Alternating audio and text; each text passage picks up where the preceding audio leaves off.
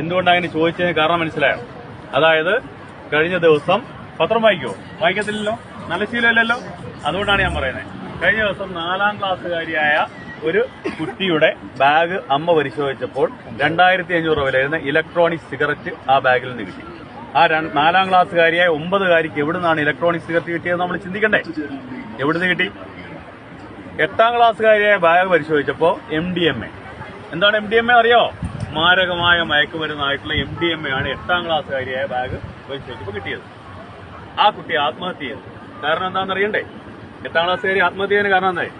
ആ കുട്ടിയെ ഈ MDMA ചെറുതായിട്ട് കൊടുത്തിട്ട്, ക്രീം ബിസ്ക്കറ്റിനകത്ത് MDMA കൊടുത്തിട്ട് ആ കുട്ടിയുടെ നഗ്നമായ ഫോട്ടോ എടുത്തു.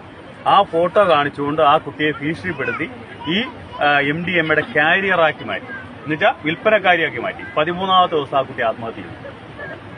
അപ്പൊ ഇതൊക്കെ പത്രത്തിൽ വരുന്ന വാർത്തകളാണ്, ഞങ്ങൾ കേസെടുക്കുന്നതാണ്. അപ്പൊ നിങ്ങൾ ദയവായി എന്ത് ചെയ്യണം? നമ്മളുടെ മക്കളുമാരെ കെയർഫുൾ ആകാൻ വേണ്ടി നോക്കുക. സ്കൂളിൽ പോകുമ്പോഴും വരുമ്പോഴും നമ്മുടെ മക്കളുമാരെ വളരെ കെയർഫുൾ ആകണം.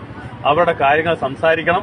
ഒരു ഫ്രണ്ട്ലി ആറ്റിറ്റ്യൂഡ്, അതായത് മക്കളുമാരും അമ്മയും തമ്മിൽ ഒരു ഫ്രണ്ട്ലി ആറ്റിറ്റ്യൂഡ് വളർത്തിയെടുക്കണം. സംസാരിക്കണം, അവരുമായിട്ട് സംസാരിച്ചുകൊണ്ടേയിരിക്കണം. അതുപോലെ തന്നെ ആവശ്യമില്ലാതെ മൊബൈൽ ഫോണുകൾ കൊടുത്ത് കളിപ്പിക്കണ്ട.